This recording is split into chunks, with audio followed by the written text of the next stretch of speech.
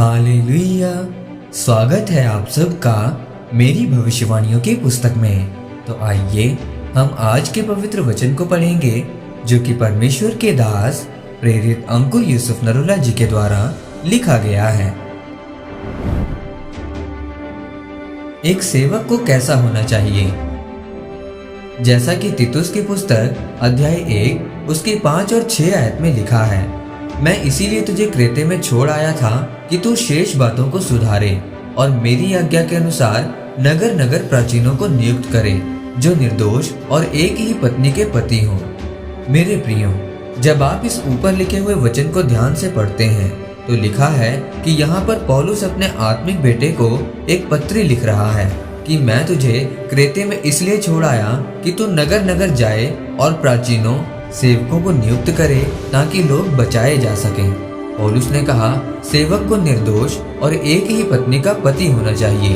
अगर आप इसी वचन को इंग्लिश की बाइबल में पढ़ें तो लिखा है निर्दोष यानी कि ब्लेमलेस, और अगर आप इसी शब्द को यूनानी भाषा में पढ़ें तो इस शब्द का मतलब होता है किसी की पकड़ में ना आने वाला इंसान, यानी कि परमेश्वर का सेवक पहुंच से बाहर और निर्दोष होना चाहिए जिसमें कोई दोष ना हो। मेरे प्रियो, मैंने अपने जीवन में ऐसे सेवकों को देखा है जिसकी जिंदगी में व्यभिचार, लालच, पाप कुछ भी नहीं था और वो प्रभु को यहाँ तक कहता था कि प्रभु अगर तू मुझे घर छोड़ने के लिए भी बोलेगा तो मैं घर छोड़ने के लिए भी तैयार हूँ। लेकिन उसकी चर्च में ऐसा काम शुरू हुआ कि विश्वासियों ने विदेश जाने के लिए पैसे इकट्ठे करने शुरू किए, कमेटियां डालनी शुरू की और पास्टर को भी बीच में डाल दिया, जिस कारण वो पास्टर जेल में चला गया।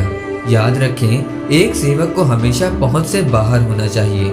एक अच्छे विश्वासी को पहुंच से बाहर होना चाहिए। जहां आपको नहीं जाना चाहिए वहां आने के लिए लोग आपको आमंत्रित करेंगे। अगर आपको पवित्र आत्मा कहे कि मत जाओ तो आपको वहां नहीं जाना है। मेरे प्रियो, अगर आप प्रभु का काम करना चाहते हैं तो आपको निर्दोष होना चाहिए।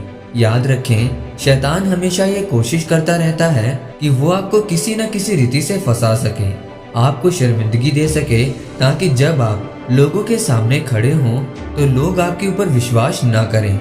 अगर एक सेवक के घर में खाना नहीं है और उसकी पत्नी घर में भूखी बैठी है और वो सेवक किसी और राज्य में जाकर प्रचार कर रहा है तो आपको प्रचार नहीं करना चाहिए, बल्कि पहले अपने घर में अपनी पत्नी और बच्चों को खाना देना चाहिए, क्योंकि परमेश्वर ने कहा कि जो अपना घर नहीं संभाल सकता वो सेवकाई को भी नहीं संभाल पाएगा।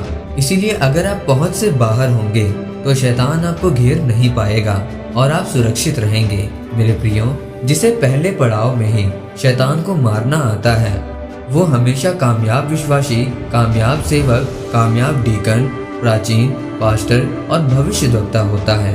इसीलिए आज एक सेवक को अपनी निजी जिंदगी पर काम करने की जरूरत है, क्योंकि जब आपकी निजी जिंदगी अच्छी होगी तभी आप एक अच्छे सेवक और अगुवे बनकर अच्छी रीति के साथ लोगों की अगुवाई कर पाएंगे। आमीन।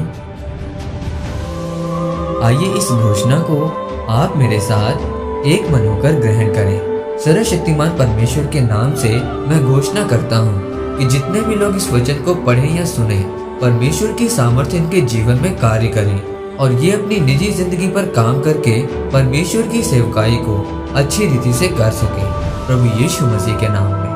आमीन। परमेश्वर आप सबको आज के वचन के ऊपर मनन करने के द्वारा आशीषित करे। आमीन।